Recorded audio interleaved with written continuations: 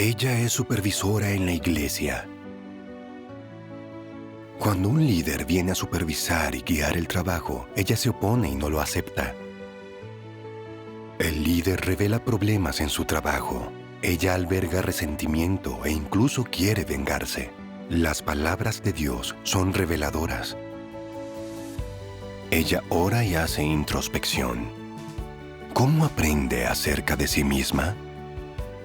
¿Qué camino de práctica encuentra?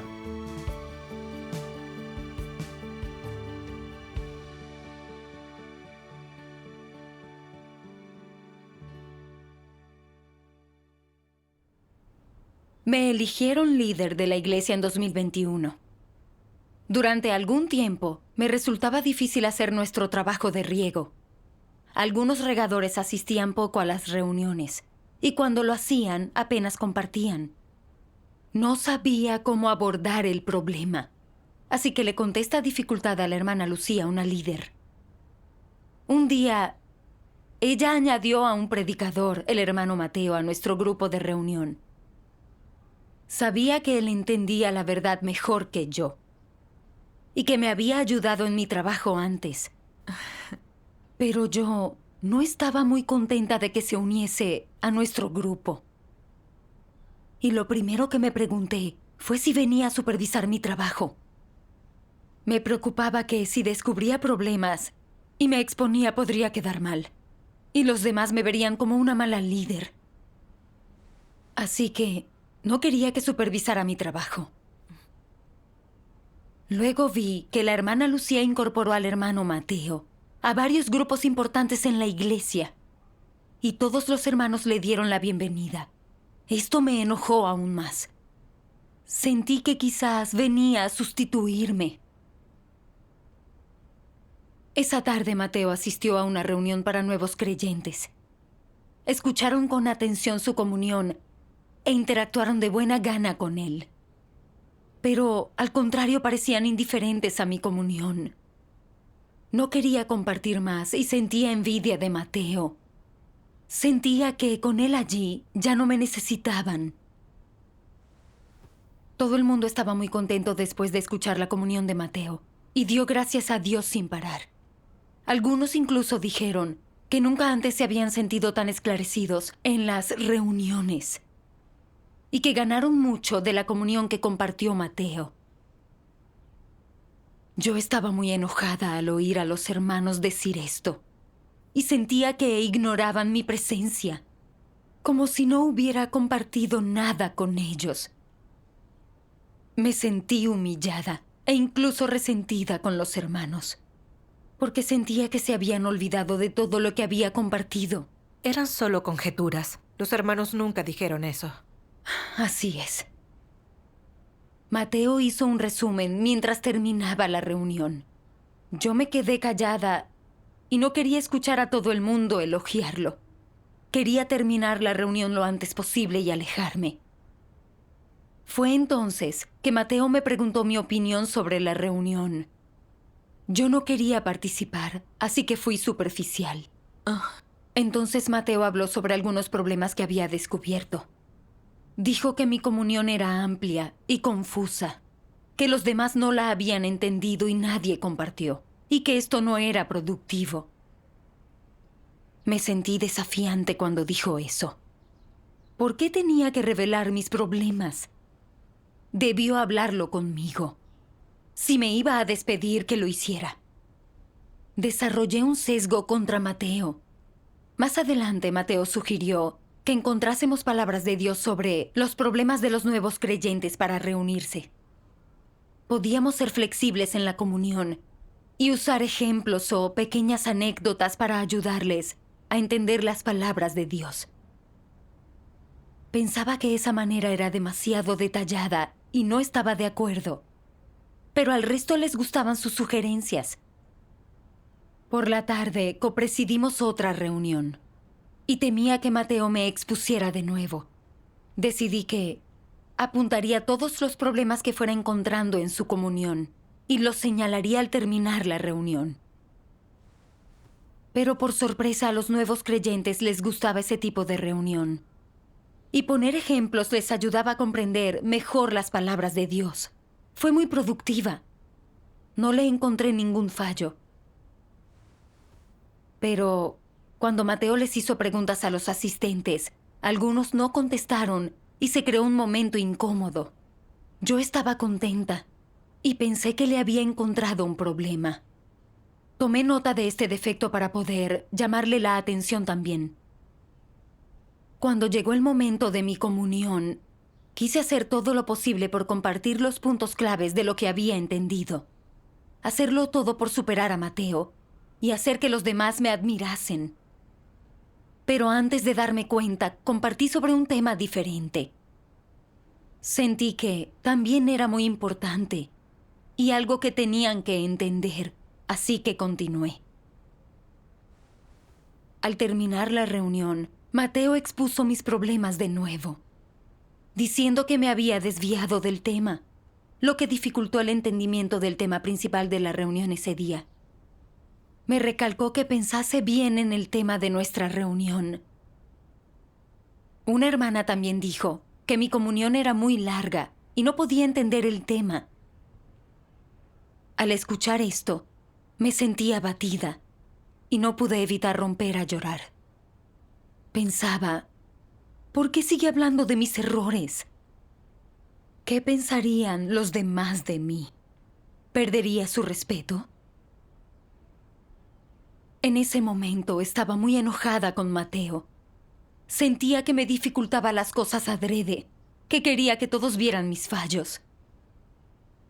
Quería hacer que se fuera, que ya no se uniera a nuestras reuniones. Pero tenía algo de conciencia de que no debía pensar de esa manera. Así es. Entonces oré a Dios. Dios Todopoderoso, sé que tengo que aprender una lección en esto. Pero estoy muy enojada con el hermano Mateo. Me es difícil aceptar su opinión. ¿Cómo debería yo entender esta situación? Dios, ayúdame a permanecer en calma y guíame a conocerme mejor, a no hacer nada que te ofenda. El día siguiente, busqué palabras de Dios para abordar mi problema. Leí unas palabras de Dios. Algunos siempre tienen miedo de que otros sean mejores y más elevados, que otros obtengan reconocimiento mientras ellos son ignorados. Esto lleva a que ataquen y excluyan a los demás. ¿No están celosos de los más capaces? ¿No es eso egoísta y despreciable? ¿Qué carácter es este? Es malicioso. Pensar solo en los intereses propios, satisfacer solo los deseos propios, sin mostrar consideración por los demás o los intereses de la casa de Dios. Tales personas tienen un carácter malo y Dios no las ama. En todo lo que involucre la reputación o el estatus o que puede darles notoriedad. Por ejemplo, cuando la gente se entera de que la casa de Dios planea promover diversos tipos de talento, el corazón de todos salta de emoción. Y cada uno de vosotros quiere siempre hacerse un nombre y ser reconocido. Todos quieren pelear por el estatus y la reputación. Y eso los avergüenza, pero se sienten mal si no lo hacen. Sienten celos y odio cuando alguien sobresale, se resienten y les parece injusto. Piensan, ¿por qué yo no puedo sobresalir? ¿Por qué siempre otros se llevan la gloria? ¿Por qué no me toca nunca a mí? Y cuando sienten resentimiento, tratan de reprimirlo, pero no pueden. Oran a Dios y se sienten mejor un rato, pero cuando están frente a otra situación similar no pueden superarla. ¿No muestra esto una estatura inmadura? La gente sumida en tales estados ¿no ha caído en la trampa de Satanás?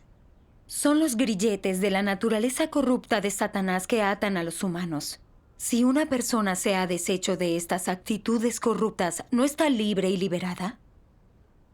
Debes pensarlo, para no caer en competir por protagonismo y ganancias, para liberarte de estos estados corruptos, liberarte de las presiones y los grilletes del estatus y la reputación. ¿Qué verdades debes entender? ¿Qué realidades de la verdad debes poseer para obtener libertad y emancipación? Primero, debes ver que Satanás usa el estatus y la reputación para corromper a la gente, atraparla, maltratarla, degradarla y sumirla en el pecado. Asimismo, la única manera de que la gente pueda renunciar y dejar de lado la reputación y el estatus es aceptando la verdad. Debes aprender a dejar ir estas cosas, recomendar a otros y permitirles sobresalir. Cuando veas una oportunidad de sobresalir, no luches por aprovecharla. Haz esto a un lado, pero no demores tu deber. Trabaja en silencio y no alardees ante otros al llevar a cabo tu deber con lealtad. Cuanto más renuncies a tu prestigio, estatus e intereses, más tranquilo estarás, más luz habrá en tu corazón y más mejorará tu estado. Cuanto más luches y compitas, más oscura será tu condición. Si no lo crees, inténtalo. Si quieres cambiar esta clase de estado corrupto y no ser controlado por estas cosas, debes buscar la verdad, tener clara la esencia de aquellas y dejarlas de lado, abandonarlas. Si no, cuanto más luches, más oscuridad te rodeará. Los celos y el odio dentro de tu corazón aumentarán. Y más querrás tener, pero menos podrás lograrlo. Y así tendrás más odio y te volverás más oscuro por dentro. Cuanto más oscuro seas, peor cumplirás tu deber. Cuanto peor cumplas tu deber, menos útil serás para la casa de Dios. Este es un círculo vicioso. Si nunca puedes cumplir bien con el deber, serás descartado. Amén. Amén. Las palabras de Dios describen los comportamientos celosos claramente. La gente tiene envidia y es combativa con cualquiera que es mejor que ellos. Es un carácter satánico. Así es. Al vivir con ese carácter, perderás la obra del Espíritu Santo y serás descartado por Dios. Así es. Yo era así, demasiado envidiosa. Al ver que los demás siempre aprobaban la comunión y las sugerencias del hermano Mateo, quería competir con él. Eso me puso en un mal estado y me sumió en la oscuridad.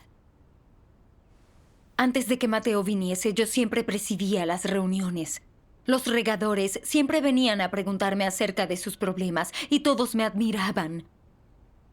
Me pedían mi opinión sobre qué compartir en las reuniones y esperaban mi comunión para que les ayudase a resolver problemas. Pero más adelante, mi comunión no resolvía sus problemas. Así que ellos no mejoraban el riego de los nuevos creyentes, se volvieron negativos y no compartían en las reuniones. Después de que Mateo llegó y les dio guía verdadera para su riego y les mostró una senda de práctica, se beneficiaron de ello. Todos querían escuchar su comunión. Esto debió haberme contentado. Así es. Podría haber usado eso para reflexionar sobre mis problemas y defectos.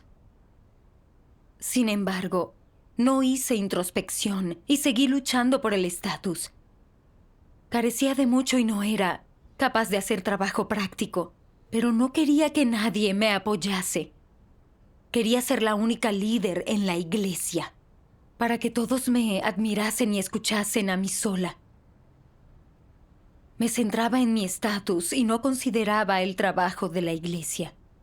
La situación expuso completamente mi deseo por el estatus y mi corrupción. Oré a Dios para que me esclareciese para hacer verdadera introspección. Gracias a Dios. Si puedes encontrar tu corrupción, hacer introspección y buscar la verdad, podrás arreglar el problema. Así es. Me sorprendió cuando sucedió algo similar 3 meses después. En una reunión de trabajo, Mateo me preguntó por los nuevos miembros de la iglesia. Me enojé un poco. Pensé que como predicador debería estar familiarizado con la situación de la iglesia. ¿Por qué me lo preguntaba? Y al pedirme que hablase delante de tantas personas, ¿No me estaba humillando a propósito para que admitiese que no podía hacer bien el trabajo de riego? Le di una respuesta rápida e impetuosa a su pregunta, sin compartir detalles. Y me aseguré de mencionar dificultades y le pregunté cómo manejarlas. Pero lo lamenté en cuanto dejé de hablar. Intentaba ponerle las cosas difíciles, y eso es algo vergonzoso. Me preguntaba, ¿por qué no me podía controlar cuando exponía mis debilidades delante de los demás? Y sentía rencor por él. E incluso quería señalar sus problemas para exponerlo y vengarme. Sabía que ese era un estado peligroso, pero no sabía por qué estaba tan furiosa con el hermano Mateo. Una tarde leí un ensayo de testimonio titulado Me desenmascaré cuando me llamaron la atención. Citaba palabras de Dios y me proporcionó un mejor entendimiento.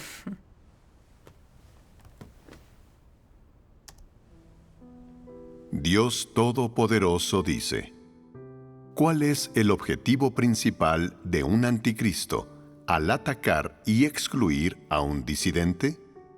Buscan crear una situación en la Iglesia donde no haya voces contrarias a las de ellos, en la que su poder, su estatus como líder y sus palabras sean absolutos. Todo el mundo debe hacerles caso.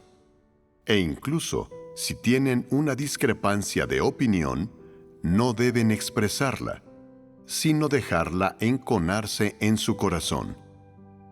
Cualquiera que se atreva a disentir abiertamente de ellos, se convierte en un enemigo del anticristo, y buscarán cualquier forma de ponerles las cosas difíciles, y estarán impacientes por hacerlos desaparecer. Esta es una de las formas en que los anticristos atacan y excluyen al disidente para afianzar su estatus y proteger su poder. Piensan: está bien que tengas opiniones diferentes, pero no puedes ir por ahí hablando sobre ellas como te dé la gana, y mucho menos poner en peligro mi poder y estatus. Si tienes algo que decir, puedes decírmelo en privado. Si lo dices delante de todos y me haces quedar mal, estás pidiendo que te desprecien y tendré que ocuparme de ti. ¿Qué clase de carácter es ese? Los anticristos no permiten que otros hablen libremente. Si tienen una opinión, ya sea sobre el anticristo o sobre cualquier otra cosa, deben guardársela para sí. Deben tener en cuenta la imagen del anticristo. Si no, éste los catalogará de enemigos y los atacará y excluirá. ¿Qué clase de naturaleza es esta? Es la de un anticristo. ¿Y por qué hacen esto? No permiten que en la Iglesia haya voces alternativas. No permiten que haya disidentes en ella. No permiten que los escogidos de Dios comuniquen abiertamente la verdad e identifiquen a la gente. Lo que más temen es ser expuestos e identificados por los demás. Tratan constantemente de consolidar su poder y el estatus que tienen en el corazón de la gente, que según ellos nunca debe tambalearse. Nunca podrían tolerar nada que amenace o afecte a su orgullo, reputación o estatus y valor como líder. ¿Acaso no es eso una manifestación de la naturaleza despiadada de los anticristos? No contentos con el poder que ya poseen, lo consolidan y aseguran y buscan el dominio eterno. No solo quieren controlar el comportamiento de los demás, sino también sus corazones. El modus operandi de los anticristos consiste enteramente en proteger su poder y su estatus. Es por completo el resultado de su deseo de aferrarse al poder. Amén. Mi estado era el que Dios expuso. Cuando Mateo reveló mis fallos y defectos, quise refutarle y vengarme. Esos comportamientos son los de un anticristo. Cierto. Ya había reconocido que amaba el estatus y era arrogante, pero no tenía ningún autoconocimiento real. En el fondo de mi corazón, pensaba que ser líder de la iglesia significaba que era capaz y tenía calibre. Y aunque había fallos en mi deber, todavía podía hacer el trabajo de la iglesia y no sería destituida. Cuando vi que el hermano Mateo fue añadido a un grupo de reunión tras otro, sentí que mi cargo estaba en peligro, como si hubiese llegado un rival a sustituirme. Lo odiaba y lo rechazaba. No me importaba lo que necesitasen los hermanos ni el trabajo de la iglesia. En secreto luchaba contra el hermano Mateo para asegurar mi cargo. Ese era un carácter malvado. Él señaló mis problemas. Yo no lo podía aceptar, así que lo enfrenté. Incluso quise vengarme de él. Me sentí humillada cuando señaló mis errores de nuevo y me puse furiosa con él, e incluso quise librarme de él. Pero en realidad, él estaba practicando la verdad. De verdad había varios descuidos en mi trabajo y muchos principios que no entendía. Por eso me enseñaba una manera mejor de trabajar. Así es. Pero en vez de recibirlo, seguí intentando encontrar sus problemas para poder llamarle la atención delante de todos. Cuando me preguntó sobre mi trabajo, no compartí detalles, sino que intenté hacerle quedar mal. Antes pensaba que solo estaba celosa de él, pero a través de las palabras de Dios entendí que estaba mostrando un carácter de anticristo. Quería atacarle y vengarme para proteger mi reputación y mi estatus. Probablemente habría hecho algo peor si hubiese tenido la oportunidad. Cuando descubrí mi carácter de anticristo, me sentí sorprendida y tuve miedo. Sabía que, si seguía de esa manera, Dios me descartaría, porque Dios no salvará a los anticristos. Oré a Dios arrepentida. Dios Todopoderoso, no he hecho bien el trabajo de un líder. He luchado solo por mi reputación y estatus. Hice el mal y me vengué. He asumido el papel de Satanás con mi comportamiento. Dios, quiero arrepentirme. Gracias a Dios.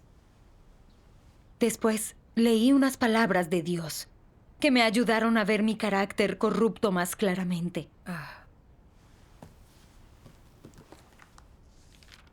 El aprecio de los anticristos por su estatus y prestigio va más allá del de la gente normal y forma parte de su carácter y esencia.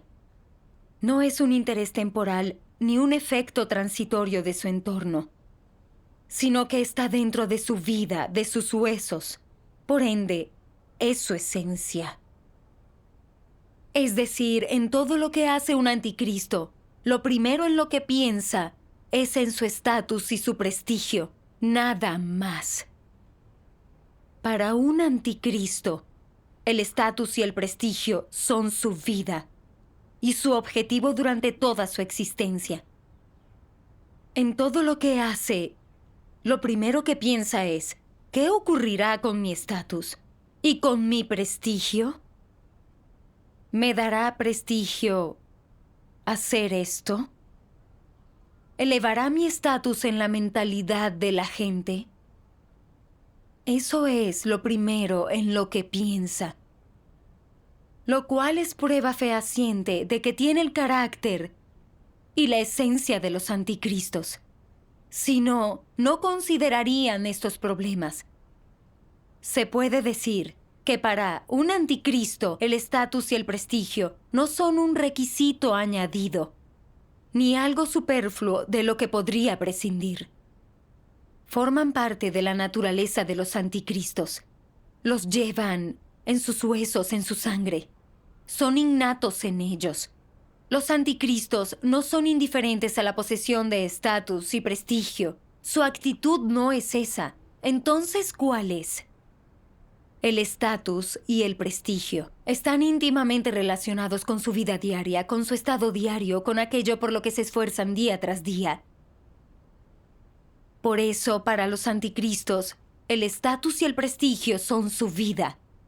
Sin importar cómo vivan, o el entorno en que vivan, o el trabajo que realicen, o aquello por lo que se esfuercen, ni los objetivos que tengan, o su rumbo en la vida.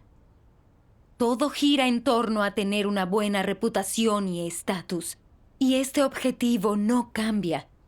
Nunca pueden dejar de lado tales cosas.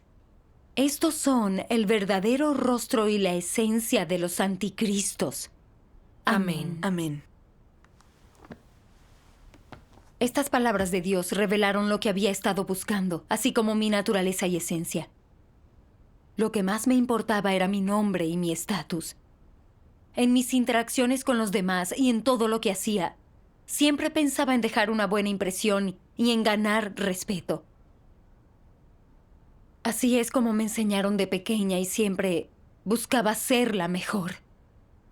En la escuela secundaria siempre competía con los demás para ser la que más logros tuviera, la estudiante más destacada de mi clase, para que mis compañeros me admirasen.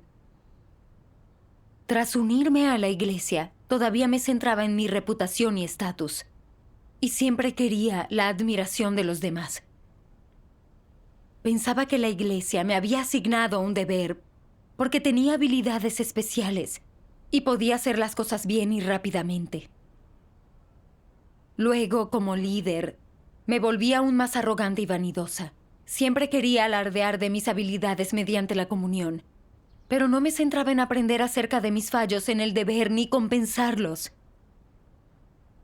Cuando el hermano Mateo señaló mis defectos, sentí que había perdido la admiración de los hermanos.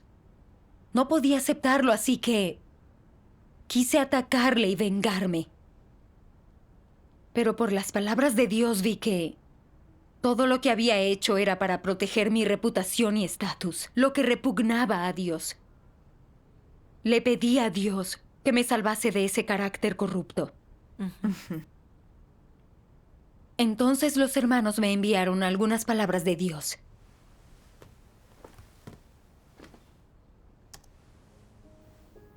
Dios Todopoderoso dice: la arrogancia es la raíz del carácter corrupto del hombre. Cuanto más arrogante es la gente, más irracional es. Y cuanto más irracional es, más propensa es a oponerse a Dios. ¿Hasta dónde llega la gravedad de este problema?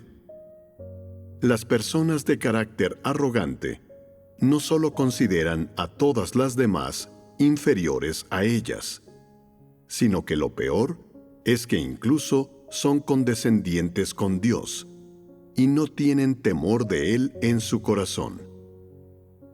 Aunque las personas parezcan creer en Dios y seguirlo, no lo tratan en modo alguno como a Dios. Siempre creen poseer la verdad y tienen buen concepto de sí mismas. Esta es la esencia y la raíz del carácter arrogante, y proviene de Satanás. Por consiguiente, hay que resolver el problema de la arrogancia. Creerse mejor que los demás es un asunto trivial. La cuestión fundamental es que el propio carácter arrogante impide someterse a Dios, a su gobierno y sus disposiciones. Alguien así siempre se siente inclinado a competir con Dios por el poder sobre los demás. Esta clase de persona no venera a Dios lo más mínimo, por no hablar de que ni lo ama ni se somete a Él. Que nadie se crea perfecto, distinguido, noble o diferente a los demás. Todo eso está generado por el carácter arrogante del hombre y su ignorancia. Pensar siempre que uno es diferente sucede a causa de tener un carácter arrogante. No ser nunca capaz de aceptar sus defectos ni enfrentar sus errores y fallas es a causa del carácter arrogante. No permitir nunca que otros sean más altos o que sean mejores que uno, eso lo causa el carácter arrogante. No permitir nunca que otros sean superiores o más fuertes que ellos está causado por un carácter arrogante. No permitir nunca que otros tengan mejores ideas, sugerencias y puntos de vista y, cuando las tienen, volverse negativos, no querer hablar, sentirse afligidos, desalentados y molestos. Todo eso lo causa el carácter arrogante. El carácter arrogante puede hacerte proteger tu reputación, volverte incapaz de aceptar la guía de los demás, incapaz de confrontar tus propios defectos e incapaz de aceptar tus propias fallas y errores. Es más, cuando alguien es mejor que tú, esto puede provocar que surja odio y celos en tu corazón y te puedes sentir oprimido, tanto que ni siquiera sientes ganas de cumplir con tu deber y te vuelves descuidado al hacerlo. El carácter arrogante puede hacer que estas conductas y prácticas surjan en ti. Si sois capaces de indagar poco a poco en todos estos detalles, lograr avances y obtener un entendimiento de ellos, y si sois gradualmente capaces de abandonar esos pensamientos y de renunciar a esas nociones, puntos de vista e incluso conductas erróneos, y no estáis restringidos por ellos, y si, al cumplir vuestro deber, sois capaces de encontrar el puesto indicado para vosotros y actuar según principios y cumplir con el deber que podéis y debéis cumplir, entonces, con el tiempo, seréis capaces de llevar a cabo mejor vuestro deber. Esto es la entrada en la realidad de la verdad. Si podéis entrar en la realidad de la verdad, los demás percibirán que tenéis semejanza humana, y la gente dirá: esta persona se comporta según su puesto y cumple con su deber de forma sensata. No se basa en la naturalidad, en la impulsividad o en su carácter corrupto satánico para llevar a cabo su deber. Actúa con control. Tiene un corazón que venera a Dios. Ama la verdad y su conducta y expresiones revelan que ha abandonado su propia carne y preferencias. Qué maravilloso comportarse de esa manera. En aquellas ocasiones en las que las personas traen a colación tus defectos, no solo eres capaz de aceptarlos, sino que eres optimista y enfrentas tus defectos y fallas con aplomo. Vuestro estado de ánimo es bastante normal, libre de extremos, libre de impulsividad. ¿Acaso no es esto tener semejanza humana? Solo ese tipo de personas tienen buen sentido. Amén. Amén. Estas palabras exponen la raíz del problema. Mucha de nuestra corrupción se debe a nuestra naturaleza arrogante. Así es. Mi carácter arrogante me hacía resistirme a Mateo y no aceptaba sus sugerencias. Vivía en arrogancia y no veía mis propios errores. Aunque sus sugerencias me resultaban beneficiosas, no las aceptaba. Me negaba a aceptar su ayuda y guía con el fin de proteger mi estatus. No presté atención a lo que debería hacer para cumplir bien con mi deber. Claramente había algunas dificultades en el trabajo, pero era arrogante y desafiante. No tenía ninguna conciencia de mí misma. El hermano Mateo señaló varios problemas prácticos, que eran todos fallos en mi deber. No aceptaba ni hacía introspección, sino que era quisquillosa. En realidad, su comunión era práctica y ayudaba a los nuevos creyentes a comprender la verdad, aún más útil y beneficiosa para ellos que las reuniones que yo había presidido antes. En vista de los hechos, no podía reconocer que Mateo era más hábil que yo, sino que le tuve rencor. Era arrogante, vanidosa e irracional. Me sentía demasiado importante. Siempre quería ser la mejor de todos y ser adulada por los demás. Este es el carácter del arcángel y va en contra de Dios. Oré en mi corazón, dispuesta a buscar la verdad y cambiar mi carácter corrupto, a ser una persona razonable. Gracias a Dios. Más tarde en mis devociones leí estas palabras de Dios. Este es el tipo de ambiente que hay que tener dentro de la iglesia, con todos enfocados en la verdad y esforzándose por alcanzarla. No importa tu edad, el tiempo que lleves en la fe, ni tampoco tu calibre. No tienen importancia. Frente a la verdad, todos son iguales. Debes fijarte en quien habla correctamente y conforme a la verdad. ¿Quién considera los intereses de la casa de Dios? ¿Quién lleva la mayor carga? Entiende la verdad más claramente. Tiene sentido de justicia y puede pagar un precio.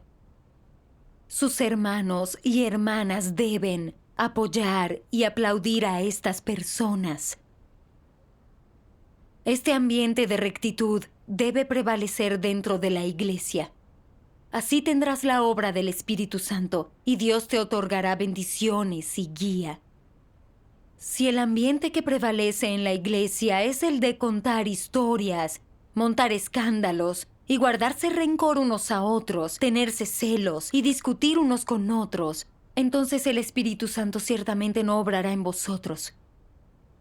Tener conflictos unos contra otros y pelearse en secreto, engañar, embaucar y conspirar, ese es un ambiente de maldad. Si tal ambiente prevalece dentro de la iglesia, el Espíritu Santo no realizará su obra. Hoy, todos aquellos que no pueden aceptar el escrutinio de Dios no pueden recibir su aprobación. Y todos aquellos que no conocen a Dios encarnado no pueden ser perfeccionados. Mira todo lo que haces y ve si puede ser llevado delante de Dios. Si no puedes llevar delante de Dios todo lo que haces, eres un hacedor de maldad. ¿Pueden los hacedores de maldad ser perfeccionados? Todo lo que haces, cada acción, cada intención y cada reacción debe ser llevado delante de Dios. Incluso tu vida espiritual diaria, tus oraciones y cercanía a Dios, como lees sus palabras, tu comunicación con tus hermanos y hermanas y tu vida dentro de la iglesia, además de tu servicio en colaboración, puede ser llevado delante de Dios para su escrutinio. Es esta práctica la que te ayudará a crecer en la vida. Amén. Amén. Las palabras de Dios me dieron consuelo y una senda de práctica. Dios nos exige que no seamos competitivos en la iglesia, sino que busquemos la verdad. Debemos escuchar a quienes hablan con la verdad. Así es. Mateo expuso mis defectos y mis fallos para ayudarme a hacer bien el trabajo de riego. No protegía las relaciones interpersonales, compartía cuando veía un problema, ayudándonos a conocernos. Cuando él mostraba corrupción, era sincero y no perseguía ser admirado. podía buscar la verdad y defender la obra. Y yo debía aprender de él y compensar mis fallos. No estar celosa, ser desafiante e incluso encontrarle fallos. Cierto. Sí. También vi que el llamado de atención era la protección y salvación de Dios para mí, que me ayudaba a conocer mi propia corrupción y corregir mis errores. Dios nos está observando, esperando que actuemos según los principios. Estaba lista para el escrutinio de Dios, para examinar mi corrupción y cambiar rápidamente y actuar según los principios. Gracias a Dios. Esto concuerda con la voluntad de Dios. Así es. Ya no estoy celosa de Mateo. Soy capaz de aceptar su comunión y consejos. En las reuniones, cuando hago preguntas a los demás, organizo lo que quiero decir para que esté más claro para los hermanos. Cuando no participan activamente en la comunión, me centro más en la comunicación interactiva con ellos. Para hacer que las reuniones sean más efectivas, me comunico con los hermanos antes de las reuniones, para averiguar cuáles son sus problemas prácticos, abordarlos a través de la comunión con las palabras de Dios. También trato de leer más las palabras de Dios y dotarme de la verdad, para ser más útil al resolver sus problemas. Eso es genial. Este pequeño cambio que he hecho es la salvación de Dios. Gracias a Dios. Gracias a Dios Todopoderoso.